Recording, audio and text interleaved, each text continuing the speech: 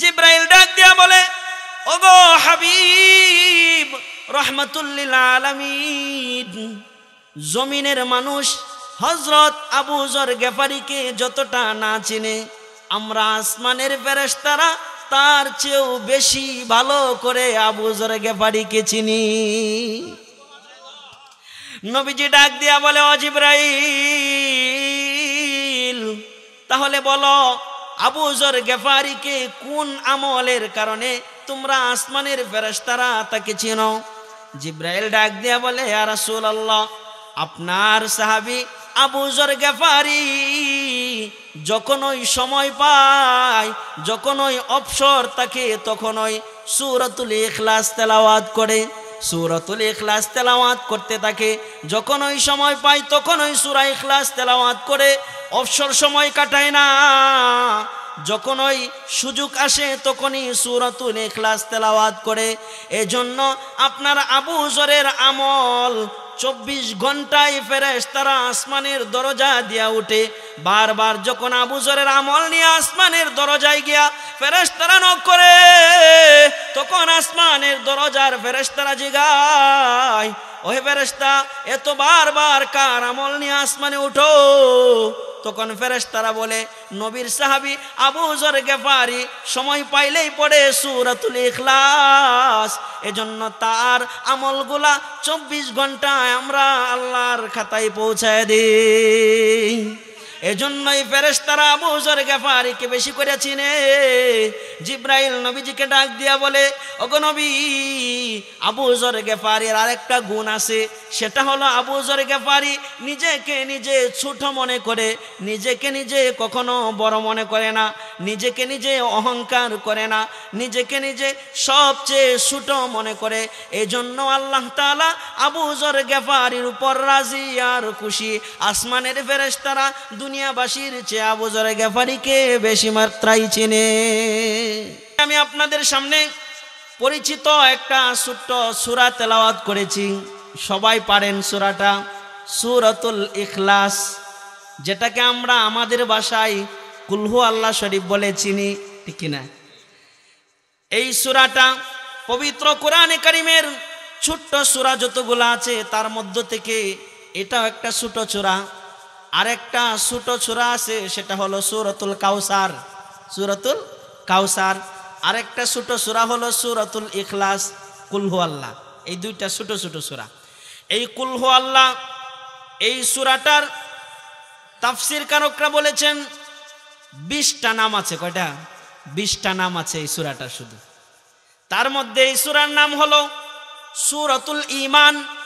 এই সূরার নাম কোন মুফাসসির লিখেছেন এই সূরার নাম সূরাতুত তাওহীদ।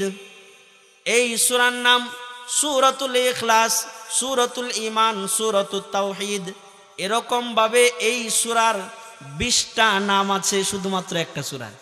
দেখেন কত মর্যাদাপূর্ণ সূরা। এই সূরার ভিতরে আল্লাহ তাআলা একটা বিষয় নিয়ে আলোচনা করেছেন, অন্য কোনো বিষয় আল্লাহ তাআলা এই সূরার ভিতরে আনেন নাই। শুধুমাত্র আল্লাহ তাআলার তাওহীদ আর একত্ববাদের আলোচনা করেছেন।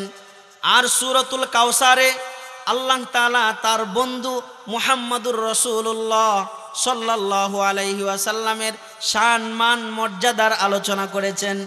এজন্য সূরাতুল ইখলাসকে শানে ইলাহি বলা হয়, আর সূরাতুল কাউসারকে শানে রাসূল বলা হয়। একটা মধ্যে আল্লাহর শান আর একটা মধ্যে রাসূলের শান। কিন্তু আমরা আজকে কথা শুনবো আল্লাহর একত্ববাদ নিয়ে যে সূরাটা নাজিল হয়েছে, সূরাতুল ইখলাস। এই সূরাটা অনেক মর্যাদা। তার মধ্য থেকে আমি আপনাদের সামনে 10টা মর্যাদার কথা বলবো। কয়টা? 10টা মর্যাদা মনে রাখবেন। এই মাহফিলগুলো হলো জান্নাতের পথ তৈরি হবার মাহফিল। এই মাহফিলগুলা জান্নাতে যাবার জন্য এই মাহফিলগুলা। এখান থেকে আমল জেনে আমল করে জান্নাতে যেতে হবে, এই উদ্দেশ্যে আমাদের এই সমস্ত মাহফিল করা, ঠিক না? এজন্য সূরাতুল ইখলাসের মর্যাদা নিয়ে 10টা কথা বলবো। 1 নাম্বার, নবীজি হাদিস শরীফের ভিতরে বলেছেন, কেউ যদি সূরাতুল ইখলাস একবার তেলাওয়াত করে, বিশ্ব নবী রাহমাতুল লিল আলামিন বলে, একবার যদি আল্লাহ তাআলার কোনো বান্দা সূরাতুল ইখলাস একবার তেলাওয়াত করে আল্লাহ তাআলা বান্দার আমল নামায় 10 পারা কোরআনে কারীম তেলাওয়াতের সব বান্দার আমল নামায় দান করে দিবেন। কতবার পড়লে? একবার পড়লে 10 পারা কোরআনে কারীম তেলাওয়াতের সব আল্লাহ আমল নামায় দিয়ে দিবেন। নবীজি বলেন, কোন ব্যক্তি যদি সূরাতুল ইখলাস 3 বার তেলাওয়াত করে, 3 বার যদি সূরাতুল ইখলাস তেলাওয়াত করে কোন আল্লাহ তাআলার বান্দা, নবীজি বলেন ওই বান্দার আমল নামায় আল্লাহ তাআলা পুরা 30 পারা কোরআনে কারীম তেলাওয়াত করলে যেই পরিমাণ সওয়াব হইতো, বান্দার আমল নামায় সেই পরিমাণ সওয়াব আল্লাহ তাআলা দান করে দিবেন।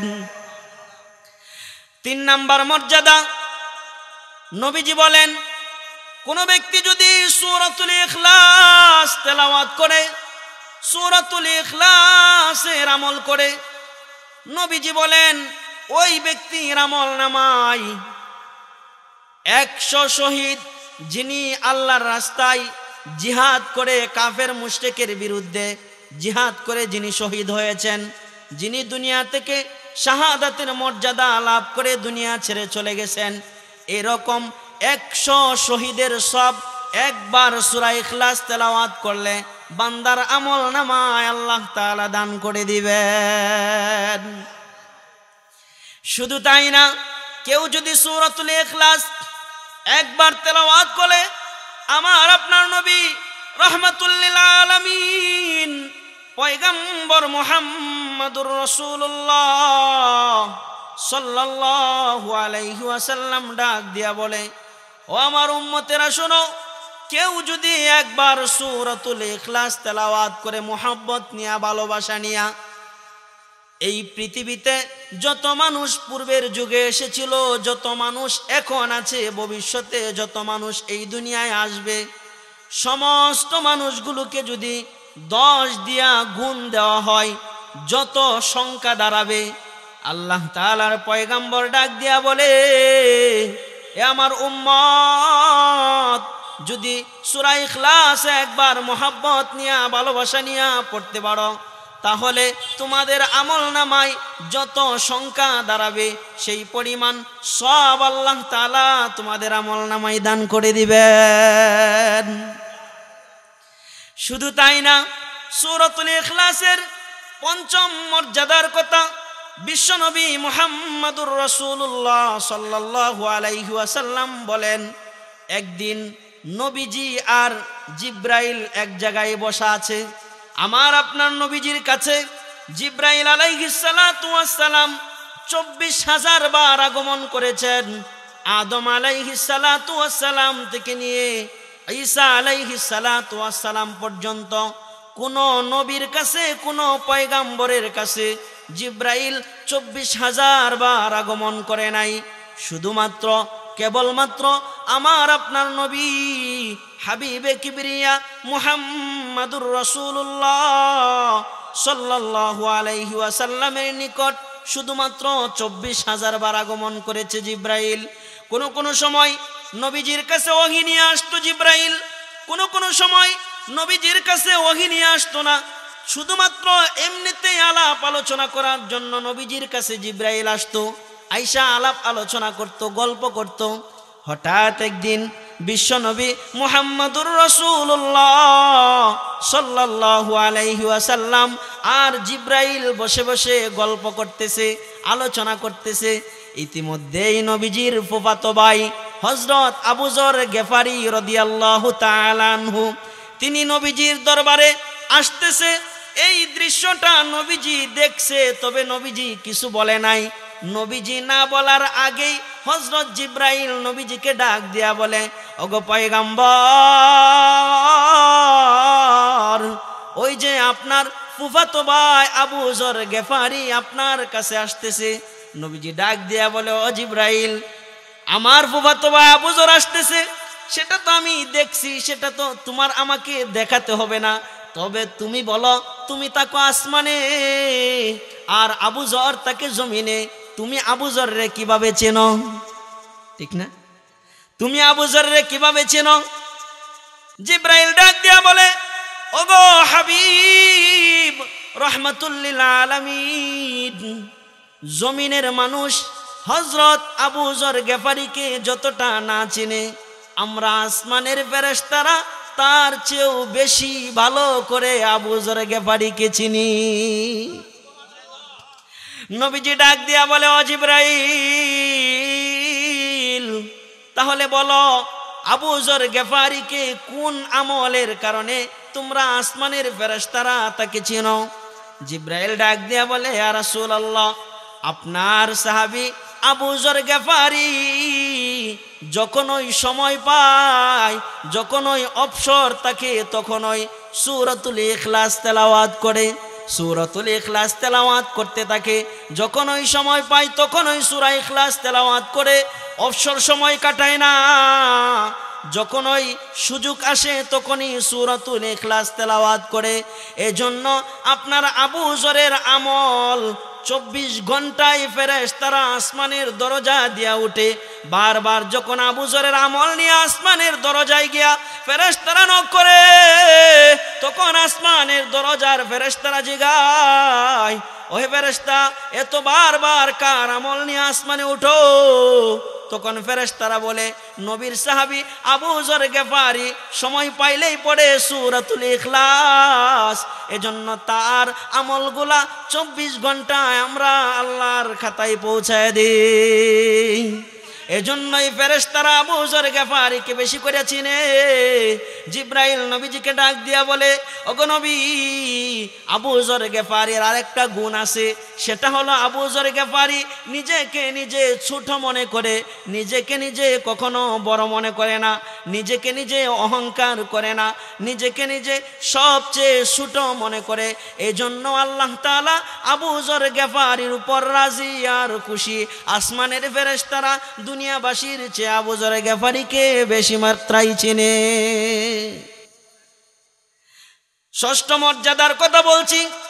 বিশ্বনবী মুহাম্মদ আরবি সাল্লাল্লাহু আলাইহি ওয়াসাল্লাম 28,000 সাহাবী নিয়ে তাবুকের যুদ্ধে গেছেন। কোন যুদ্ধে? তাবুকের যুদ্ধে গেছেন 28,000 সাহাবী নিয়ে। কাফের মুশরিক বেঈমানেরা 40,000 কাফের নিয়া নবীজির সাথে যুদ্ধ করার জন্য রেডি হয়ে গেছে। কিন্তু বিশ্বনবী মুহাম্মদুর রাসূলুল্লাহ সাল্লাল্লাহু আলাইহি ওয়াসাল্লামের সাথে তো একজন আছে, তিনি কে? আল্লাহ। নবীজির যাওয়ার খবর পেয়ে কাফের মুশরিকেরা 40,000 পলায়ন করেছে। পলায়ন করার পরে নবী আমার তাবুক পাহাড়ের উপরে উঠছে। পাহাড়ের উপরে উইটা দেখে চতুর্পাশে কাফের মুশরিকেরা কোথাও পালিয়ে আছে কিনা। নবীজি পাহাড়ের উপরে উইটা দেখে না, না কোথাও নাই। এই অবস্থায় নবীজি একটু আকাশের দিকে তাকাইলো। আকাশের দিকে তাকায় নবীজি দেখে হঠাৎ চন্দ্র ডাকে সূর্যটাকে চন্দ্র বক্ষণ করে ফেলতেছে, খেয়ে ফেলতেছে। চন্দ্র সূর্যের গণনা লাগে কিনা? লাগে না? নবীজি দেখতেছে সূর্যটাকে চন্দ্র খেয়ে ফেলতেছে।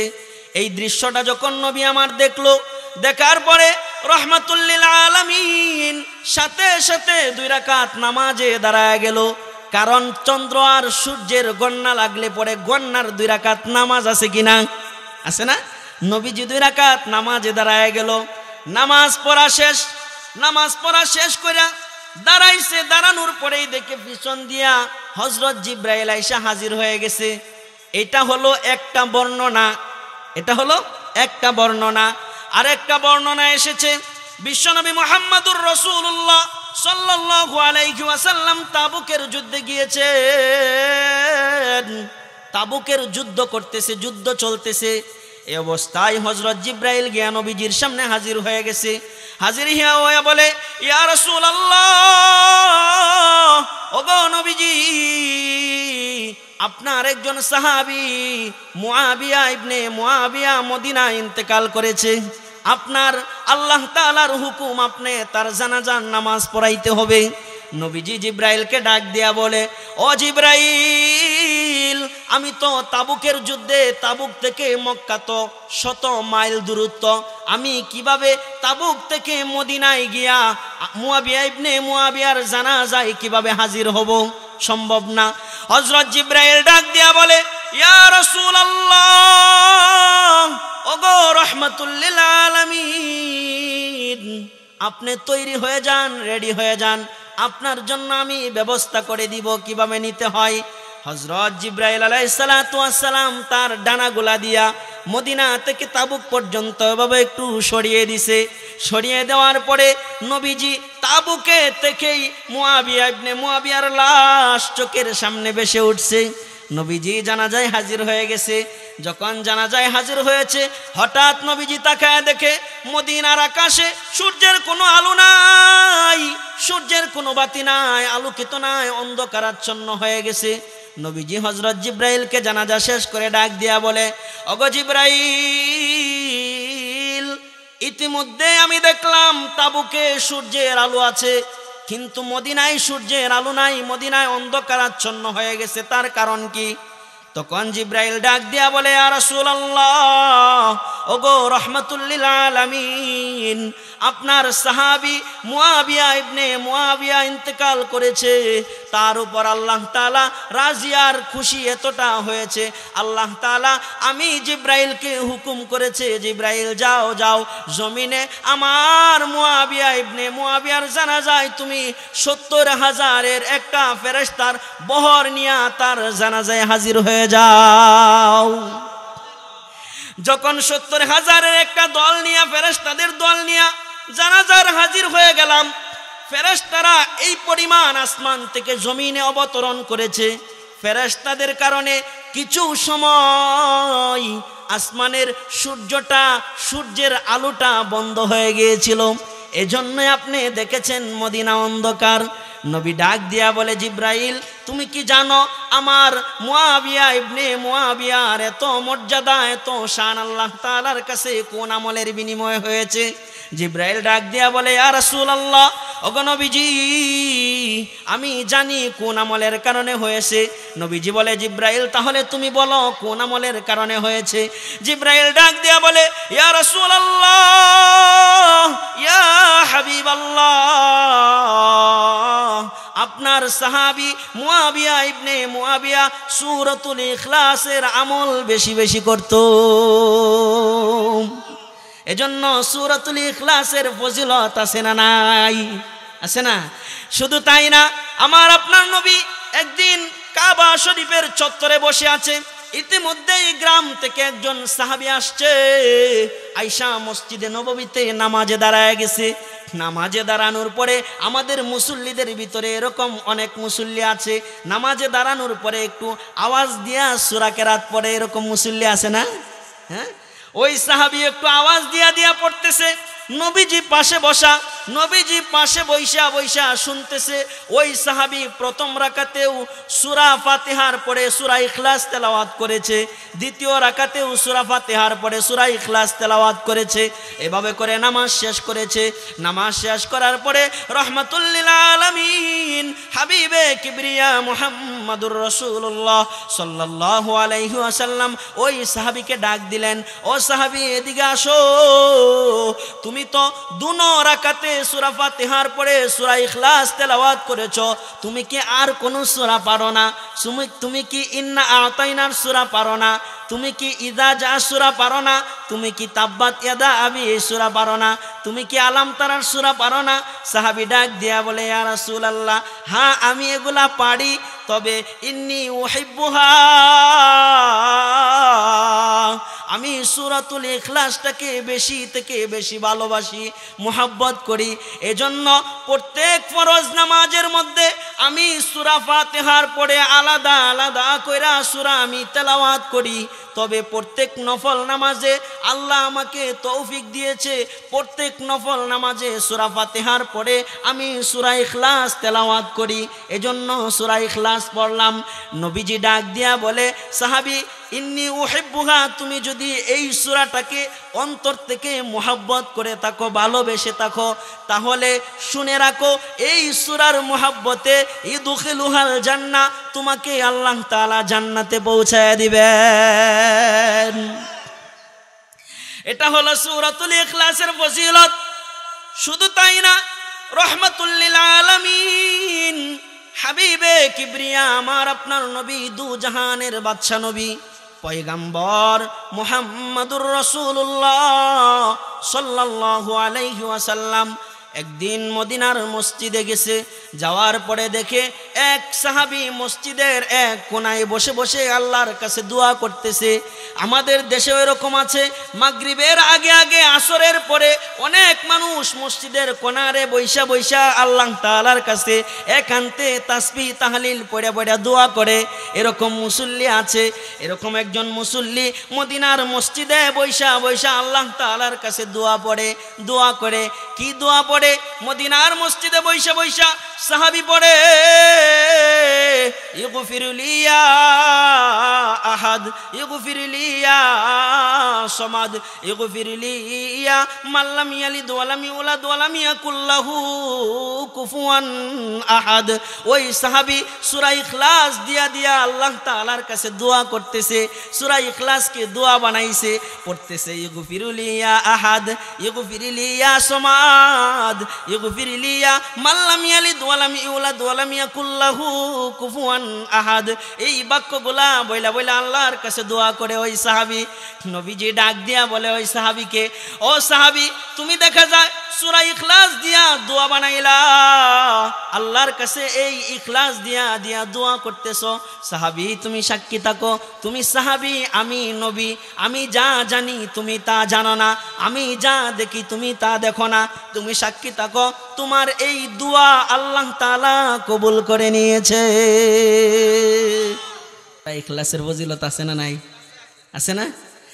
শুধু তাই না, মনোযোগ দেন, এই ফজিলতটার বিষয়ে মনোযোগ দেন। নবীজি একদিন মসজিদে নববীর ভিতরে বসা আছে, হাদিস শরীফের ভিতরে এসেছে, রহমাতুল লিল আলামিন ডাক দিয়া বলে, একবারে গ্রাম থেকে একজন সাহাবী আসছে। গ্রামের মানুষ তো সারাদিন বকরি চড়ায়, কাজ করে, খেতে কামারে। একজন গ্রাম থেকে সাহাবী আসছে, মুখের ভিতরে ধুলাবালি লেগে আছে। আয়েশা নবীজির কাছে বলতেছে, ইয়া রাসূলুল্লাহ, ইয়া হাবিবাল্লাহ, আমি গ্রাম থেকে এসেছি, সারাদিন বকরি চড়াই, মরুভূমিতে কাজ করি, মাথার গাম পায়ে ফেলে সারাদিন পরিশ্রম করি, কিন্তু অভাব ছাড়ে না। ঘর থেকে অভাব লেগেই থাকে, ঘরের ভিতরে কোনো বরকত নাই, কোনো আয় উন্নতি কিছুই নাই, কামাই রিজিকে কোনো বরকত পাই না, অভাব সব সময়ের জন্য লেগে থাকে। আপনি আমাকে একটা আমল শোনায় দেন, আমাকে একটা আমল দিয়া দেন, যে আমলটা আমি করলে আমার অভাব অনটন আল্লাহ দূর করে দিবেন, আমার ঘরের ভিতরে সচ্ছলতা দান করবেন।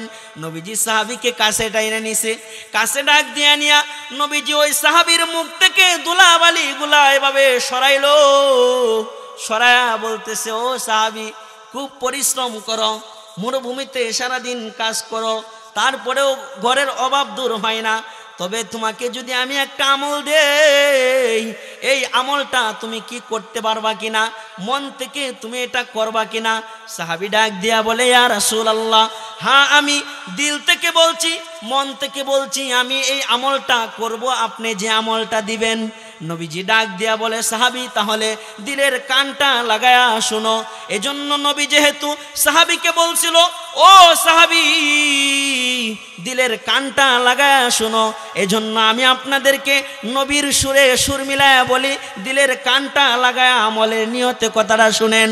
নবীজি সাহাবীকে বলে, সাহাবী শোনো, তুমি যখন ঘর থেকে বের হইবা, সারাদিন কাজ করবা, সারাদিন বকরি চড়াইবা, সারাদিন কাজকর্ম করবা, ক্ষেত কামারে কাজ করবা, করার পরে তুমি যখন ঘরে আসবা, আসার পরে সরাসরি তুমি ঘরে ঢুকবা না, ঘরের দরজায় আইসা তুমি দাঁড়াইবা, দাঁড়ায়া পড়বা, আউযু বিল্লাহি মিনাশ শাইতানির রাজিম, বিসমিল্লাহির রহমানির রহিম।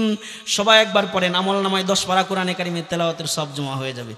কুল হুয়াল্লাহু আহাদ, আল্লাহুস সামাদ, লাম ইয়ালিদ ওয়া লাম ইউলাদ ওয়া লাম ইয়াকুল লাহু কুফুয়ান আহাদ। তুমি আউযু বিল্লাহ বিসমিল্লাহ পড়ে তুমি এই সূরাটা দাঁড়ায় দাঁড়ায় দরজার সামনে তেলাওয়াত করবা। তেলাওয়াত করার পরে তুমি তোমার ঘরের দরজার সামনে দাঁড়ায়া সালাম দিবা, কারণ আল্লাহ তাআলার আদেশ হইল কোন ঘরে ঢোকার আগে দরজায় দাঁড়ায়া সালাম দিতে হয়। তুমি সালাম দিবা। ওই সাহাবী ডাক দিয়া বলে, ইয়া রাসূলুল্লাহ, আমার ঘরে অনেক সময় কেউ থাকে না, আমি একাই থাকি, দরজা তালা দিয়া বাহিরে যাই, তো আমি কাকে সালাম দিব? কে আমার সালামের উত্তর দিবে? নবীজি ডাক দিয়া বলে, ও সাহাবী, ঘরের ভিতরে যদি কেউ থাকে তাহলে তুমি তাকে সালাম দিবা, আসসালামু আলাইকুম ওয়া রাহমাতুল্লাহ বইলা বইলা তাকে সালাম দিবা। সে সালামের উত্তর দিবে, দরজাটা খুলে দিবে, তুমি ভিতরে ঢুকে যাইবা। আর যদি কেউ ঘরে না থাকে তাহলে তুমি নিজেকে নিজে সালাম দিবা। নিজেকে নিজে কিভাবে সালাম দেই শিখে নেন। আসসালামু আলাইনা ওয়া আলা ইবাদিল্লাহিস সালিহিন। নিজেকে নিজে সালাম দিবা, তারপরে ঘরের দরজাটা খুলবা, ঘরের দরজা খুইলা ঘরে ঢুকবা। এভাবে কইরা তুমি আমলটা করতে থাকো, আল্লাহ তাআলা তোমার রিজিকের ভিতরে বরকত দিয়া দিবে। কিছুদিনে আমলটা করো, করার পরে তুমি আমার সাথে সাক্ষাৎ করবা, তোমার কি অবস্থা এটা জানাইবা।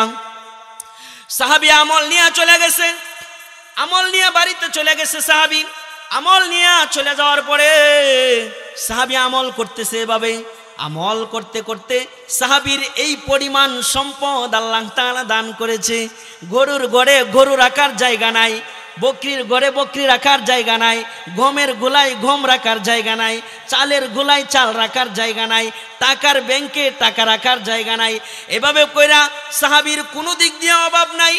আল্লাহ তাআলা এই পরিমাণ বরকত দিছে তার রিজিকের ভিতরে। সাহাবীর বরকত এভাবে হইছে, তার সব কিছু ভরিয়া উস্কে পড়তেছে রিজিক। শুধুমাত্র তার রিজিক দিয়া সে একা চলে না, প্রতিবেশীরা সহ সবাই মিলা তার রিজিক দিয়া সবাই চলে, তার টাকা দিয়া সবাই চলে, তার গম দিয়া সবাই চলে। সে এরকম ব্যস্ত হয়ে পড়ছে, নবীজির সাথে সাক্ষাৎ করবে এই সময়টাও তার হাতে নাই, নবীজির সাথে আর সাক্ষাৎ করে নাই। কিছুদিন পরে আমার আপনার নবী রাহমাতুল লিল আলামিন হাবিবে কিবরিয়া মুহাম্মাদুর রাসূলুল্লাহ সাল্লাল্লাহু আলাইহি ওয়াসাল্লাম ওই সাহাবীর বাড়ির পাশ দিয়া যাইতেছে। প্রতিমধ্যে দেখা হয়ে গেছে সাহাবীর সাথে। নবীজি ডাক দিয়া বলে, কি সাহাবী, কি ব্যাপার? তোমাকে যা আমল দিছিলাম তুমি তো আর আমার সাথে সাক্ষাৎ করলা না, তুমি তো আর আমার সাথে দেখা করলা না। তখন ওই সাহাবী ডাক দিয়া বলে, ইয়া রাসূলুল্লাহ, ওগো রাহমাতুল লিল আলামিন, আল্লাহ আমাকে এই পরিমাণ সম্পদ দিছে, সব সম্পদের সুন্দরভাবে দেখভাল করতে গিয়া আমি আপনার সাথে দেখা করার সুযোগটুকু পাই নাই। এই পরিমাণ সম্পদ এই সাহাবীকে আল্লাহ দান করছে। নবীজি ডাক দিয়া বলে, সাহাবী, তুমি আমল করে যেহেতু এটা ফল পাইছো, এটা একটা সহিহ হাদিস দ্বারা প্রমাণিত। আজকে আমরা যারা এখানে মুরব্বী বাবারা উপস্থিত আছি, যুবক ভাইরা যারা উপস্থিত আছেন, পর্দার আড়াল থেকে আমার যে সমস্ত মার বোনেরা শুনছেন, আজকের পর থেকে যদি আমরা এভাবে আমল করতে থাকি, আমাদের অনেক মানুষ আছে, দাদা কাম করছে বদলা দিছে, ছেলেও দেয়, ছেলের ঘরের ছেলেও দেয়, ভাগ্য আর পরিবর্তন হয় না। দাদা রিক্সা চালাইছে, ছেলেও রিক্সা চালায়, নাতিও রিক্সা চালায়, ভাগ্য আর পরিবর্তন হয় না। এরকমভাবে অনেক ফ্যামিলি আছে অভাব অনটনে থাকে। তাদেরকে বলছি, নবীজির কথা একটু এর জন্য সন্দেহ করার কোনো সুযোগ নাই, কারণ আল্লাহ যা জানাইতেন নবীজি তাই বলতেন। নবী মন থেকে কোনো কথা বলতেন না, বলতেন মল থেকে কোনো কথা বলতেন না, আল্লাহ যা জানাইতেন তাই নবীজি বলতেন। এই জন্য নবীজি যেহেতু এই আমলটা সাহাবীকে দিয়েছিলেন, আজকে মাহফিল থেকে আমি আপনাদেরকে আমলটা দিয়ে গেলাম। যদি আমল করতে পারেন, আল্লাহ তাআলার কাছে তো কোনো কিছুর অভাব নাই, না অভাব আছে? কোনো কিছুর অভাব নাই। আল্লাহ তাআলা আপনার ভাগ্য পরিবর্তন করে দিয়া রিজিকের ভিতরে বরকত দিতে পারে কিনা?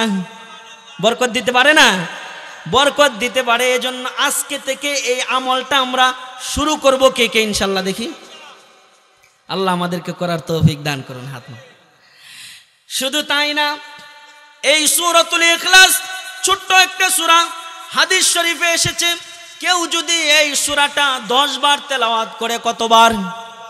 10 বার যদি তেলাওয়াত করে, নবীজি বলেন ওই ব্যক্তির জন্য আল্লাহ তাআলা জান্নাতে একটা প্রাসাদ নির্মাণ করে দিবেন, একটা ঘর নির্মাণ করে দিবেন।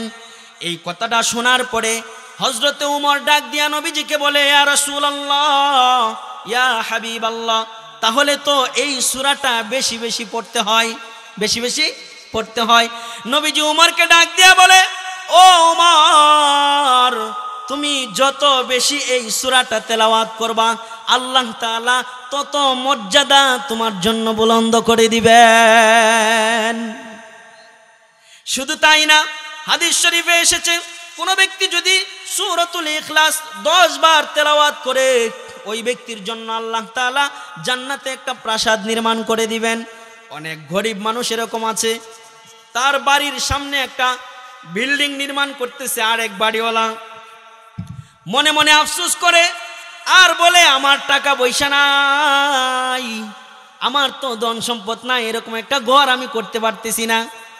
মনে মনে আফসোস করে, এরকম মানুষ আছে না? এজন্য আপনার এই আফসোস করে দরকার নাই, আপনি সূরাতুল ইখলাস একবার তেলাওয়াত করেন, আল্লাহ তাআলা এরকম প্রাসাদ আপনার জন্য জান্নাতে তৈরি করে দিবেন। এজন্য নবীজি ডাক দিয়া বলে, কেউ যদি সূরাতুল ইখলাস একবার তেলাওয়াত করে, তার জন্য জান্নাতে একটা প্রাসাদ তৈরি করে দিবেন আল্লাহ তাআলা। কেউ যদি 2 বার তেলাওয়াত করে, নবীজি বলেন কসরাইনি ফিল জান্নাহ, 2টা জান্নাতে তার জন্য প্রাসাদ তৈরি করে দিবেন। নবীজি বলেন কেউ যদি 3 বার তেলাওয়াত করে, ওই ব্যক্তির জন্য আল্লাহ তাআলা জান্নাতে 3টা প্রাসাদ তৈরি করে দিবেন। এজন্য সূরাতুল ইখলাসের আমল এতটাই গুরুত্বপূর্ণ, এতটাই ফজিলতপূর্ণ। কেউ যদি সূরাতুল ইখলাস 1000 বার তেলাওয়াত করে, কতবার? 1000 বার তেলাওয়াত করে, তার জন্য আল্লাহ তাআলা রিজিকের 300 দরজা আল্লাহ তাআলা তার জন্য উন্মুক্ত করে দিবেন। আজকে রিজিকের জন্য মানুষের পিছে দৌড়াই, ঠিক না? অথচ আল্লাহর পিছে যদি দৌড়াইতাম, আমলের পিছনে দৌড়াইতাম, তাহলে রিজিকের জন্য মানুষের পায়ে পায়ে, মানুষের দুয়ারে দুয়ারে দৌড়াইতে হতো না, ঠিক না? রিজিকের মালিক কে? আল্লাহ। কোরআনে কারিমে আল্লাহ তাআলা জানাই দিয়েছেন, ওমা মিন দাব্বাতিন ফিল আরদি ইল্লা আলাল্লাহি রিজকুহা। আল্লাহ তাআলা ডাক দিয়া বলে, ও পৃথিবীর মানুষেরা শোনো, আসমান আর জমিনের মধ্যবর্তী স্থানে, জমিনের নিচে যত মাখলুক আমি আল্লাহ তাআলা তৈরি করেছি, সমস্ত মাখলুকের রিজিকের জিম্মাদারিও আমি আল্লাহ তাআলা নিয়ে নিয়েছি।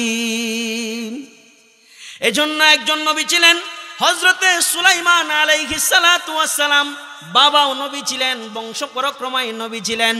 সুলাইমান আলাইহিস সালাতু ওয়াস সালাম জগৎ বিখ্যাত 4 জন বাদশা ছিল, সবচেয়ে ক্ষমতাধর 4 জন বাদশা ছিল। তার মধ্যে 2 জন ছিল কাফের, 2 জন ছিল মুসলমান। 2 জন ছিল মুসলমান, তার মধ্যে একজন হলো সুলাইমান আলাইহিস সালাতু ওয়াস সালাম। আমি বলি 4 জন বাদশার ভিতরে সবচেয়ে সেরা এবং শ্রেষ্ঠ বাদশা ছিল সুলাইমান আলাইহিস সালাতু ওয়াস সালাম। কারণ তার কথা মাছেরাও শুনতো, তার কথা বাতাসেও শুনতো, তার কথা জিনেরাও শুনতো, তার কথা আল্লাহ তাআলার জমিনের সমস্ত মাখলুক তার কথা শুনতো। এরকম পাওয়ার তার ছিল।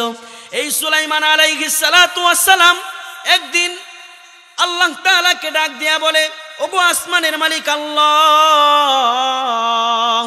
আল্লাহ তাআলা তো আমাকে নবী বানাইছে, নবীর ছেলে নবী বানাইছে। এই যে আল্লাহ আমাকে নবী বানাইলো, নবুয়তি দান করলো, আল্লাহ তাআলার শুকরিয়া আদায় হিসাবে আমি একটা কাজ করতে চাই। আল্লাহ বলে, সুলাইমান বলো কি কাজ?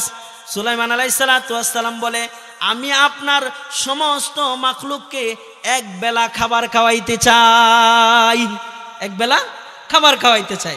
আল্লাহ তাআলা ডাক দিয়া বলে, সুলাইমান ভুলে গেলে চলবে না, তোমাকে কিন্তু ক্ষমতা দিয়েছি আমি আল্লাহ, ক্ষমতার মালিক কিন্তু আমি আল্লাহ। তুমি আমার সমস্ত মাখলুককে এক বেলা খানা খাওয়াইতে পারবা না। সুলাইমান ডাক দিয়া বলে, আল্লাহ আমার তো সব আছে, টাকা পয়সা আছে, চাউল আছে, সব কিছু আছে, আমার ধন সম্পদ আছে, আমি পারবো না কেন? এক বেলা পারবো। আল্লাহ তাআলা বলে, সুলাইমান পারবা না, সুলাইমান পারবা না। তারপরেও সুলাইমান আলাইহিস সালাতু ওয়াস সালাম এটা মানতে রাজি না। আল্লাহ তাআলার কাছে বলে, আল্লাহ ঠিক আছে, তাহলে আমি আপনার সব মাখলুককে খাওয়াবো না, শুধুমাত্র সাগরের ভিতরে যেই মাছগুলা বসবাস করে এই মাছগুলাকে আমি একবেলা খাবার খাওয়াইব। সুলাইমান আলাইহিস সালাতু ওয়াস সালামের এই কথা আল্লাহ তাআলা বলতেছে, সুলাইমান তুমি পারবা না।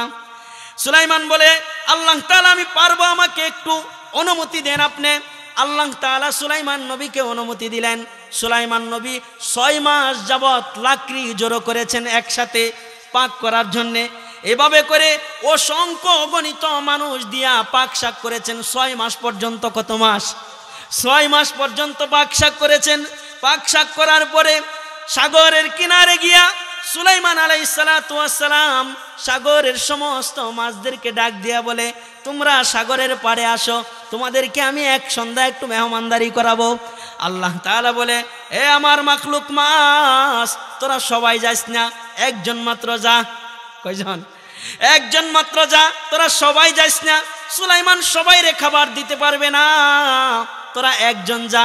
একজন মাছ সাগরের পাড়ে আসছে, আয়েশা হা করছে, সাগরের এক প্রান্ত থেকে আরেক প্রান্ত পর্যন্ত হা করছে। সুলাইমান আলাইহিস সালাতু ওয়াস সালাম 6 মাস পর্যন্ত যা রান্না করেছিল সব এই মাছের মুখের ভিতরে ডালছে। ডালার এক পর্যায়ে তারপরেও এই মাছের পেট ভরে নাই। সুলাইমান আলাইহিস সালাতু ওয়াস সালাম ডাক দিয়া বলে, ও মাছ, তোর পেটে কি পরিমাণ জায়গা আছে? এই কথাটা বলার পরে আল্লাহ তাআলা সুলাইমান নবীকে ডাক দিয়া বলে, ওগো সুলাইমান, ওগো আমার পয়গম্বর, আপনি 6 মাস রান্না কইরা আমার একটা মাখলুককে পেট ভরা খাওয়াইতে পারলেন না, অথচ আমি আল্লাহ তাআলা আমার সমস্ত মাখলুককে প্রতিদিন 2 বেলা কইরা পেট ভর্তি খাবার দেই, অথচ আপনি 6 মাস পাক কইরা একজন মাখলুককে পেট ভরা খাওয়াইতে পারলেন না। কি পরিমাণ সম্পদের মালিক আপনি হয়েছেন। এজন্য সমস্ত সম্পদ, সমস্ত রিজিক, সবকিছুর মালিক কে? আল্লাহ তাআলা সবকিছুর মালিক। সূরাতুল ইখলাসের আরেকটা ফজিলত বলেই আমি আমার আলোচনার ইতি টানছি। সেই ফজিলতটা হলো বিশ্বনবী মুহাম্মদুর রাসূলুল্লাহ সাল্লাল্লাহু আলাইহি ওয়াসাল্লাম ডাক দিয়া বলেন, কেউ যদি ফজরের নামাজের পরে সূরাতুল ইখলাস 3 বার, কয়বার? সূরাতুল ইখলাস 3 বার, সূরাতুন নাস কুল আউযু বিরাব্বিন নাস 3 বার, সূরাতুল কাফিরুন কুল ইয়া আইয়ুহাল কাফিরুন 3 বার, মোট হলো কয়বার? 9 বার। কেউ যদি ফজরের পরে তেলাওয়াত করে, আবার কেউ যদি মাগরিবের পরে এই 3টা সূরা 3 বার করে 9 বার তেলাওয়াত করে, আল্লাহ তাআলার হাবিব মুহাম্মদুর রাসূলুল্লাহ সাল্লাল্লাহু আলাইহি ওয়াসাল্লাম ডাক দিয়া বলে, ওগো আমার উম্মত, যদি এভাবে করে সকাল সন্ধ্যা আমলটা করতে পারো, সারা দিনের যত বিপদ আপদ আছে এগুলা আল্লাহ তাআলা তোমার থেকে দূর করে দিবেন। শুধু তাই না, সূরাতুল ইখলাস নবীজি একদিন সাহাবীদেরকে ডাক দিয়া বলতেছে, ও সাহাবীরা, রাতের বেলায় তোমরা কে আছো? কোরআনে কারিমের 3 ভাগের 1 ভাগ তেলাওয়াত করে ঘুমাইবা। সাহাবায়ে কেরাম বলে, ইয়া রাসূলুল্লাহ, এটা কার সমর্থ হবে? 3 ভাগের 1 ভাগ হলো 10 পারা। কত পারা? 10 পারা। 10 পারা রাতের বেলা কে তেলাওয়াত করে ঘুমাইতে পারবে?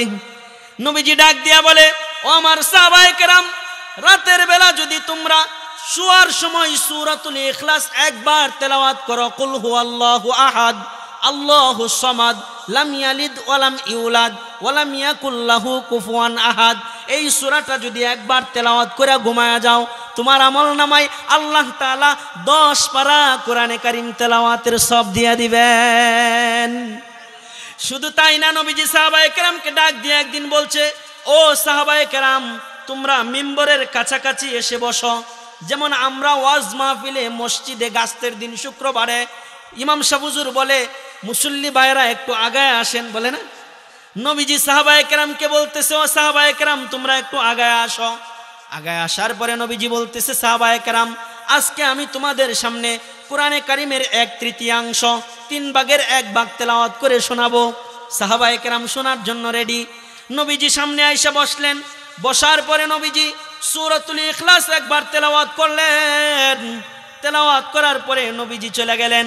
সাহাবায়ে কেরাম মন্তব্য করতেছে, সাথী ভাইদেরকে বলতেছে, সাথী ভাই, নবীজি তো বলছে 10 পারা কোরআনে কারীম তেলাওয়াত করে শোনাইব, শুধুমাত্র সূরা ইখলাস তেলাওয়াত করে চলে গেছে, 10 পারা তো শোনাইল না। একটু পরে আবার নবীজি আসছে, আয়েশা বলতেছে, ও সাহাবায়ে কেরাম, তোমরা মনের ভিতরে একটু সন্দেহ তৈরি করেছ যে আমি 10 পারা তেলাওয়াত করে শোনাবো বলেছিলাম, কিন্তু সূরা ইখলাস তেলাওয়াত করে চলে গিয়েছি। শোনো, আল্লাহ তাআলা বলেছেন আমার মাধ্যমে উম্মতদেরকে জানায় দেওয়ার জন্য বলেছেন, সূরাতুল ইখলাস কেউ যদি একবার তেলাওয়াত করে তার আমল নামায় 10 পারা কালাম তেলাওয়াতের সওয়াব দেওয়া হয়। শুধু তাই না, আব্দুল্লাহ ইবনে মাসউদ রাদিয়াল্লাহু তাআলা আনহু থেকে হাদিস বর্ণিত, আব্দুল্লাহ ইবনে মাসউদ রাদিয়াল্লাহু তাআলা আনহুকে নবীজি এক জায়গায় তালিম দেওয়ার জন্য পাঠাইছে। কি দেওয়ার জন্য? তালিম দেওয়ার জন্য পাঠাইছে। আগে নবীর জামানায় এক একজন সাহাবীকে এক একটা প্রদেশে পাঠানো হইতো, সেখানে ওই সাহাবী ইমামতি করতেন, মানুষদেরকে ইসলামের কথা বলতেন, তালিম দিতেন, দিন শিক্ষা দিতেন। এরকম একটা জায়গায় আব্দুল্লাহ ইবনে মাসউদকে পাঠাইছে নবীজি। পাঠানোর পরে আব্দুল্লাহ ইবনে মাসউদ রাদিয়াল্লাহু তাআলা আনহু সেখানে যাওয়ার পরে ইমামতি করতেছেন। তবে আব্দুল্লাহ ইবনে মাসউদ রাদিয়াল্লাহু তাআলা আনহুর কণ্ঠ বড় সুন্দর ছিল, কণ্ঠ সুন্দর ছিল। তেলাওয়াত করতেন, মুসল্লিরা যারা ছিল তারা মনোমুগ্ধকর হয়ে যেত তেলাওয়াত শুনে। ওই সাহাবী শুধুমাত্র তেলাওয়াত করে নামাজ পড়ায়, তালিম দেয় আব্দুল্লাহ ইবনে মাসউদ। তবে ওই সাহাবী প্রতিদিন ফজরের নামাজের শেষ রাকাতে সূরাতুল ইখলাস তেলাওয়াত করে। কোন সূরা? প্রতিদিন যদি আপনাদের ইমাম সাহেব হুজুর প্রতিদিন যদি সূরা ইখলাস তেলাওয়াত করে ফজরের নামাজের পরে, সবাই না, কেউ কেউ মুসল্লি বলবো না যে হুজুর মনে হয় এই সূরা ছাড়া আর কোনো সূরা পারে না, কইব না? আছে না এরকম মানুষ? ওই আব্দুল্লাহ ইবনে মাসউদ রাদিয়াল্লাহু তাআলা আনহু প্রতিদিন ফজরের নামাজের শেষ রাকাতে সূরাতুল ইখলাস তেলাওয়াত করে। সাহাবীরা, অন্যান্য সাহাবীরা, মুসল্লিরা খালি বলে, আচ্ছা দেখি আগামীকালকে পরিবর্তন হয় কিনা, আগামীকালকে পরিবর্তন হয় কিনা। এরকম হইতে হইতে দেখে আর পরিবর্তন হয় না। একদিন আব্দুল্লাহ ইবনে মাসউদ ফজরের নামাজ পড়ছে, শেষ রাকাতে সূরা ইখলাস তেলাওয়াত করছে, করার পরে ডানে বামে সালাম ফিরাইছে, নামাজ শেষ করছে নিয়মতান্ত্রিকভাবে। শেষ করার পরে সামনের দিকে ফিরে বসছে, একজন আরেকজনের সাথে কানাঘুষা করে, কি ব্যাপার?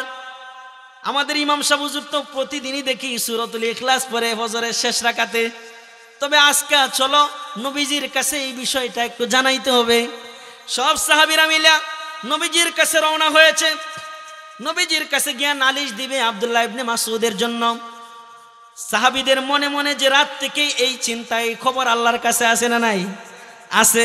আল্লাহ তাআলা হযরত জিবরাইলকে দিয়া ফজরের আগেই নবীজির কাছে খবর পাঠাইয়া দিছে, জিবরাইল নবীজির কাছে গিয়া বলবা সকালবেলা আব্দুল্লাহ ইবনে মাসউদের মুসল্লিরা নবীজির কাছে বিচার নিয়ে আসবে, নবীজি যেন আব্দুল্লাহ ইবনে মাসউদের পক্ষে রায় দিয়া দেয়। মুসল্লিরা নবীজির কাছে বিচার নিয়ে গেছে।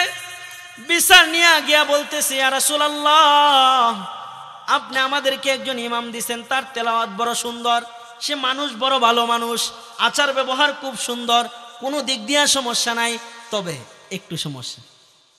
আমাদের ভিতরে এরকম আছে, একজনের দোষ ধরতে হলে আগে প্রশংসা করতে হয়, ঠিক না? আগে প্রশংসা করে, খুব বেশি প্রশংসা করে পরে বলে একটু সমস্যা আপনার ভাতিজার এই জায়গায়, ঠিক না?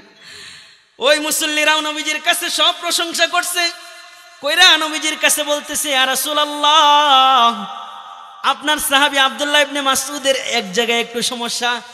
নবীজি এই কথা শুনে মুস্কি মুস্কি হাসে, কারণ নবীজি তো আগে থেকে জানে। মুস্কি মুস্কি হাসে। নবীজি বলে, বলো কি সমস্যা? মুসল্লিরা বলে, আমাদের ইমাম সাহেব হুজুর প্রত্যেক দিন ফজরের নামাজের শেষ রাকাতে সূরা ইখলাস তেলাওয়াত করে। এই দিক দিয়ে আব্দুল্লাহ ইবনে মাসউদ ফজরের নামাজ পড়ানোর পরে তাসবিহ গনতে গনতে মনে বড় নবীজির জন্য পাগল পারা হয়ে গেছে, মনটা নবীজির সাথে দেখা করবে। আব্দুল্লাহ ইবনে মাসউদ জানে না তার মুসল্লিরা নবীজির কাছে গেছে। আব্দুল্লাহ ইবনে মাসউদ নবীজির সাথে দেখা করার জন্য সেও রওনা হয়েছে। গিয়া দেখে মুসল্লিরা নবীজির সাথে কথাবার্তা বলতেছে। পিছন দিক দিয়ে আব্দুল্লাহ ইবনে মাসউদ গিয়া নবীজির পাশে বসে গেছে। যখন আব্দুল্লাহ ইবনে মাসউদকে দেখলো তার মুসল্লিরা, সবাই অবাক হয়ে গেল। অবাক হইয়া যখন নবীজির কাছে এই বিচার দিল, একটা মাত্র দোষ, সে ফজরের নামাজের শেষ রাকাতে সূরা ইখলাস তেলাওয়াত করে। নবীজি আব্দুল্লাহ ইবনে মাসউদকে ডাক দিয়া বলে, আব্দুল্লাহ ইবনে মাসউদ, তোমার মুসল্লিরা কি বলে সত্য নি? আব্দুল্লাহ ইবনে মাসউদ বলে, জি সত্য কথা, আমি প্রতিদিন ফজরের নামাজের শেষ রাকাতে সূরা ইখলাস তেলাওয়াত করি। নবীজি ডাক দিয়া বলে, কেন তেলাওয়াত করো? আব্দুল্লাহ ইবনে মাসউদ বলে, এই সূরাটার ভিতরে আল্লাহ তাআলার তাওহীদ আর একত্ববাদের আলোচনা আছে। আল্লাহ যে এক, এই বিষয়টা এখানে স্পষ্ট করা হয়েছে। আল্লাহ কারো কাছ থেকে জন্ম নেয় নাই, কাউকে জন্ম দেয় নাই। আল্লাহ হলেন সমাদ, কারো মুখাপেক্ষী না। এই বিষয়গুলো এখানে স্পষ্ট করা হয়েছে। এজন্য এই সূরাটাকে আমি সবচেয়ে বেশি মুহাব্বত করি। এজন্য আমি প্রতিদিন ফজরের শেষ রাকাতে এই সূরাটা আমি তেলাওয়াত করি। নবীজি ডাক দিয়া বলে, আব্দুল্লাহ ইবনে মাসউদ, যদি তুমি মুহাব্বতের সাথে এই সূরাটা তেলাওয়াত করে থাকো, তাহলে তুমি সাক্ষী থাকো, জিব্রাইল আমাকে জানায়া দিছে আল্লাহ তাআলা তোমার এই সূরাকে মুহাব্বত করার কারণে আল্লাহ তাআলা তোমার জন্য জান্নাত বরাদ্দ করে দিবেন। এজন্য আব্দুল্লাহ ইবনে মাসউদ রাদিয়াল্লাহু তাআলা আনহু এই সূরা ইখলাস তেলাওয়াত করার কারণে আল্লাহ তাআলার নবীজি আব্দুল্লাহ ইবনে মাসউদের জন্য জান্নাতের সুসংবাদ জানায়া দিছে। শুধু তাই না, আরেকটা আমল করবেন। নবীজি হাদিস শরীফে বলেছেন, কেউ যদি প্রতিদিন মাগরিবের ফরজ নামাজের পরে, মাগরিবের ফরজ নামাজের পরে 2 রাকাত সুন্নত আসেনি, 2 রাকাত সুন্নতের ভিতরে কেউ যদি প্রথম রাকাতে কুল ইয়া আইয়ুহাল কাফিরুন, ইবাদত করব কার? ইবাদত করব কার? আল্লাহর সাথে কাউকে অংশীদার করা যাবে না। কুল ইয়া আইয়ুহাল কাফিরুন মাগরিবের 2 রাকাত সুন্নতের প্রথম রাকাতে সূরা কাফিরুন, দ্বিতীয় রাকাতে সূরা ইখলাস, এরকম ভাবে ফজরের 2 রাকাত সুন্নতে প্রথম রাকাতে কুল ইয়া আইয়ুহাল কাফিরুন, দ্বিতীয় রাকাতে কুল হুয়াল্লাহ। এভাবে যদি কেউ আমল করতে থাকে, আল্লাহ তাআলার নবীজি বলেন, শুধুমাত্র এই সূরা 2টাকে মুহাব্বত করে আমল করার কারণে বান্দার ইবাদত বন্দেগী থেকে আল্লাহ তাআলা শিরিক দূর করে দিবেন। আর শিরিক মুক্ত আমল যদি হয়ে যায় নসিব, তাহলে আল্লাহ তাআলা ওই বান্দার জন্য জান্নাত করে রাখবেন রেডি। কারণ আমলের ভিতরে শিরিক থাকলে পরে এই আমল গ্রহণযোগ্য হবে না। কারণ যিনি শিরিক করে তার ইবাদত বন্দেগী কবুল হয় না। শিরিককারীকে আল্লাহ তাআলা মাফ করেন না। কোরআনে কারিমে আল্লাহ জানিয়ে দিয়েছেন, ইন্নাহু মান ইউশরিক বিল্লাহ ফাকাদ হারামাল্লাহু আলাইহিল জান্নাহ। যে ব্যক্তি শিরিক করে তার জন্য আল্লাহ তাআলা জান্নাত হারাম করে দেন, আল্লাহ তাআলা জান্নাত হারাম করে দেন। এজন্য সূরাতুল ইখলাসের আমল আমাদের বেশি বেশি করতে হবে। এই সূরাটা নাজিল হয়েছিল তারও একটা প্রেক্ষাপট আছে। কারণ আমি যেহেতু সূরা ইখলাসের তাফসীর করতেছি, কি করতেছি? সূরা ইখলাসের তাফসীর করতেছি। সূরা ইখলাস নাজিল হয়েছিল, একটা প্রেক্ষাপট আছে। এই সূরার আরবিতে বলা হয় একটা শানে নুজুল আছে। কেন এই সূরাটা নাজিল হয়েছিল? সূরাটা 2 কারণে নাজিল হয়েছিল। কয় কারণে? 2 কারণে নাজিল হয়েছিল এই সূরা। নবীজির কাছে, নবীজির বাড়িতে একদিন মক্কার আবু জাহেল মুশরিক, আবু জাহেল, উতবা, সাইবা কাফের মুশরিকেরা একদিন নবীজির কাছে গেছে। 2টা কারণে এই সূরাটা নাজিল হয়েছে। 1 নাম্বার কারণ হলো, নবীজি একদিন ঘরের ভিতরে বসা, হুজরার ভিতরে বসা, আবু জাহেল, উতবা, সাইবা মুশরিকরা নবীজির কাছে এসেছে। আয়েশা বলতেছে, মুহাম্মদ তুমি নাকি এক নতুন ধর্মের দাওয়াত দাও, তুমি নাকি এক নতুন ধর্মের দাওয়াত দাও। আমাদের 360টা মূর্তির ইবাদত বাদ দিয়া তুমি নাকি এক প্রভুর ইবাদত করতে বলো, এক আল্লাহর ইবাদত করতে বলো। তোমার আল্লাহর পরিচয়টা একটু দাও। তোমার আল্লাহর বাবার নাম কি? তোমার আল্লাহর দাদার নাম কি? তোমার আল্লাহর নাম কি? এগুলার পরিচয়টা আমাদেরকে একটু দাও। নবীজি বলেন, যেহেতু আপনারা রবের সম্পর্কে প্রশ্ন করেছেন, আল্লাহ সম্পর্কে প্রশ্ন করেছেন, সেই আল্লাহ আপনাদের এই মূর্খ প্রশ্নের জবাব সে আল্লাহ দিবেন, সে আল্লাহ দিবেন, আমি দিতে পারবো না। আল্লাহ তাআলা আমাকে জানাইবেন, পরে আমি এই জবাব দিব। কাফের মুশরিকেরা চলে গেছে। আরেকদিন আমার আপনার নবী মক্কার পথ দিয়ে হাঁটতেছে, আবু জাহেলের বাড়ির সামনে দিয়া যাইতেছে। হঠাৎ নবীজিকে রাস্তায় আটকাইছে। আটকায়া বলতেছে, আপনার কাছে জিজ্ঞেস করছিলাম আপনার রবের নাম কি, আপনার রবের বাপ দাদার নাম কি, তার পরিচয় কি? আপনি তো কিছু বললেন না। আজকে জানতে চাই আপনার রবের সন্তান আছেনি, আপনার রব বাচ্চা কাচ্চা আসেনি, তার কোনো স্ত্রী আছেনি? আপনার রবের পরিচয়টা একটু ভালোভাবে দেন। নবীজি ডাক দিয়া বলে, ঠিক আছে, তোমরা যেহেতু রব সম্পর্কে জানতে চেয়েছ, তাহলে একটু অপেক্ষা করো, সেই রবেই তোমাদের প্রশ্নের জবাব দিবে। ইতিমধ্যেই জিব্রাইল আলাইহিসসালাতু ওয়াসসালামকে আল্লাহ তাআলা এই সূরা দিয়া নবীজির কাছে পাঠায়া দিছে। নবীজি আল্লাহ তাআলার কাছে বলছিলেন হাত উঠায়া, ওগো আল্লাহ, মক্কার কাফের মুশরিক বেঈমানেরা আপনার সম্পর্কে মন্তব্য করতেছে, আপনার সম্পর্কে জানতে চায়, আপনি এই বিষয়টা জানায়া দেন তাদেরকে। আল্লাহ তাআলা নবীজির দোয়া করার পরে জিব্রাইলকে এই সূরা ইখলাস দিয়া পাঠাইছে। সূরা ইখলাস দিয়া পাঠায়া নবীজিকে ডাক দিয়া বলে, ওগো নবী, ওগো আমার হাবিব, ওগো আমার বন্ধু, আপনি মক্কার কাফের মুশরিকদেরকে এই সূরাটা তেলাওয়াত করে জানায়া দেন, কুল হুয়াল্লাহু আহাদ আল্লাহুস সামাদ। আল্লাহ তাআলা হলেন এক, বলেন নাই, এক বললে একের সাথে আরো কিছু হইতে পারে, এজন্য আল্লাহ বললেন কুল হুয়াল্লাহু আহাদ, আল্লাহ হলেন একক, আল্লাহ হলেন একক।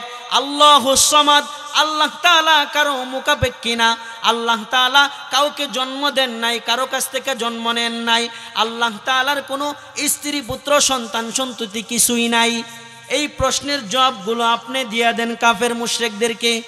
যখন এই প্রশ্নের জবাবগুলো দিয়া দিল, দিয়া দেওয়ার পরে কাফের মুশরিকেরা নবীজির সাথে ঠাট্টা মস্কারি করে চলে গেল, ঠাট্টা মস্কারি করে চলে গেল। কারণ কি, কাফের মুশরিকদের ভিতরে যেরকম আল্লাহ তাআলা সম্পর্কে প্রশ্ন জাগছে যে আল্লাহ খায়, আল্লাহ কি ঘুমায়, আল্লাহর কি সন্তান আছে কিনা, আল্লাহর কি স্ত্রী আছে কিনা, এই প্রশ্নগুলা জাগছে না? এজন্যই তো আল্লাহ তাআলার এই সূরা ইখলাস নাজিল করে উত্তর দিয়ে দিছে যে না, আমি খায়ও না, ঘুমায়ও না, আমার কোনো তন্দ্রাও আসে না। আমাদের বিশ্বাস কি? তাওহীদের বিশ্বাস, আমাদের আহলে সুন্নাত ওয়াল জামাতের আকীদা হলো যে আল্লাহ তাআলা এগুলো থেকে পবিত্র, আল্লাহ তাআলা কি এগুলো থেকে পবিত্র। কারণ আল্লাহ যদি একটু সময়ের জন্য ঘুমাইতো, তাহলে আসমান জমিন থাকতো, আসমান জমিন সব ধ্বংস হয়ে যেত না? দেখেন, মনে পড়ছে হযরত মুসা আলাইহিস সালাতু ওয়াস সালাম একদিন মনে মনে, প্রকাশ্যে না, মনে মনে চিন্তা করতেছে একদিন যে আল্লাহ এই আসমান জমিন, 7 আসমান 7 জমিন আল্লাহ পরিচালনা করে, রাত দিন 24 ঘন্টা একভাবে চলে, বৃষ্টির সময় বৃষ্টি হয়, দিনে রোদ দেয়, সব কিছু আল্লাহ দিতেছে, আল্লাহর কি একটু সময়ের জন্য ক্লান্তি আসে না? মনে মনে, প্রকাশ্যে না, নবী তো, ঠিক না? মনে মনে। কারণ মুসা আলাইহিস সালাতু ওয়াস সালামকে তো আল্লাহ এত ক্ষমতা দিছিলেন, একজন নবী ছিল যিনি তুর পাহাড়ে গিয়ে আল্লাহর সাথে সরাসরি কথা বলতে পারতেন। তবে মুসা নবীর জন্য সময় বাধা ছিল, একটা সময় নির্ধারণ ছিল, একটা এরিয়া নির্ধারণ ছিল যে এই এরিয়ার ভিতরে গেলে আল্লাহর সাথে কথা বলতে পারবে, তুর পাহাড় ছাড়া অন্য কোথাও না। কিন্তু আল্লাহ তাআলা কাছে মুসা নবী ওই দিন জানতে চাইছিল যে আল্লাহ, আমি যেমন আপনার সাথে কথা বলি, আমার পরে কি পৃথিবীর কোনো মানুষ আপনার সাথে আরো কথা বলতে পারবে? আল্লাহ বলছিলেন, মুসা, তুমি তো একটা জায়গায় এসে আমার সাথে কথা বলো, একটা নির্দিষ্ট সময় আছে, সময় পার হইলে আর কথা আমি বলি না তোমার সাথে, নির্দিষ্ট জায়গায় আইতে হয়, নির্দিষ্ট সময় আছে। তুমি জেনে রাখো, আমার এরকম একজন নবী দুনিয়াতে আসবে, তার এরকম কিছু উম্মত আসবে, তারা সময় নির্ধারণ লাগবে না, কোনো জায়গা নির্ধারণ লাগবে না, জমিনের যে কোনো জায়গায় আমি এমন এক কালাম আমার নবীকে দিয়া দিব, যেই কালাম তেলাওয়াত করলে যতবার তেলাওয়াত করবে ততবার যে কোনো জায়গায়, যে কোনো স্থানে, যে কোনো সময় তেলাওয়াত করবে আর আমি আল্লাহর সাথে কথা হয়ে যাবে। সেই কালাম হলো পবিত্র কোরআন শরীফ। যদি পড়তে থাকেন কুল হুয়াল্লাহু আহাদ, কথা হবে কার সাথে? যদি পড়েন আলহামদুলিল্লাহি রাব্বিল আলামিন, কথা হবে কার সাথে? যদি পড়েন ইযা জাআ নাসরুল্লাহি ওয়াল ফাত, কথা হবে কার সাথে? যদি পড়েন তাব্বাত ইয়াদা আবি লাহাবি ওয়া তাব, কথা হবে কার সাথে? আল্লাহর সাথে। যদি পড়েন কুল ইয়া আইয়ুহাল কাফিরুন, কথা হবে কার সাথে? আল্লাহর সাথে। এই ছোট সূরাগুলো তো পড়তে পারবেন, এই ছোট সূরাগুলো পড়লেই চলবে। একটু যে কথাটা বলতেছিলাম, মুসা নবী অন্তরে অন্তরে একটা প্রশ্ন আসছে যে আল্লাহ কি ক্লান্তি আসে না? আল্লাহ তাআলা জিব্রাইলকে পাঠিয়ে দিছে, পাঠিয়ে বলতেছে মুসা নবীরে কও, মনে মনে চিন্তা করছে তাও মুসা নবীর পরীক্ষা দেওয়া লাগবে, মুসা নবীর পরীক্ষা দেওয়া লাগবে। কি পরীক্ষা? জিব্রাইল এসে বলতেছে মুসা নবীকে, পয়গম্বর আল্লাহর পরীক্ষা আপনাকে দিছে, আমার মাধ্যমে জানাইছে। কি পরীক্ষা? 2টা গ্লাস নিয়ে আপনাকে দাঁড়ায় থাকতে হবে, আমি যতক্ষণ না আসমু ততক্ষণ দাঁড়ায় থাকতে হবে। 2টা গ্লাস জিব্রাইল নবীজির হাতে দিয়া, মুসা নবীর হাতে দিয়া জিব্রাইল চলে গেছে, আর আসে না। কিছুক্ষণ মুসা নবী দাঁড়ায় থাকার পরে হঠাৎ একটা জিমটি আসছে, গ্লাস পরে ভাঙ্গিয়া চুরমার হয়ে গেছে। এতে জিব্রাইল এসে হাজির, বলতেছে মুসা পয়গম্বর একটু সময়ের জন্য আপনাকে 2টা গ্লাস দিছি, আর আপনি জিমটি মারছেন, গ্লাস ভাঙ্গে ফেলাইছেন, আর আপনি মনে মনে চিন্তা করেন যে আল্লাহ কি ক্লান্তি আসে না, আল্লাহ কি ঘুমায় না? আল্লাহ যদি 1 সেকেন্ডের জন্য ঘুমাইতো, আসমান জমিন সব ভেঙ্গে টুকরো টুকরো হয়ে যেত। কথা বলেন ঠিক কিনা? ঠিক না? এজন্য সূরা ইখলাসের ফজিলত আছে না নাই? আমি আমার আলোচনা শুরু থেকে শেষ পর্যন্ত সূরা ইখলাসের যতগুলো ফজিলত বর্ণনা করেছি, অন্ততপক্ষে 2-1টার উপর আমল করব কে ইনশাআল্লাহ। আল্লাহ আমাদেরকে আমল করার তৌফিক দান করুন। যদি আমরা একজনও আমল করি, আজকের এই মাহফিল, আপনাদের আয়োজন সব কিছু সার্থক হয়ে যাবে। কারণ এই মাহফিলগুলা তো হলো আমাদের আমলের গোডাউনে আমল বাড়ানোর জন্য। কথা বলেন ঠিক কিনা?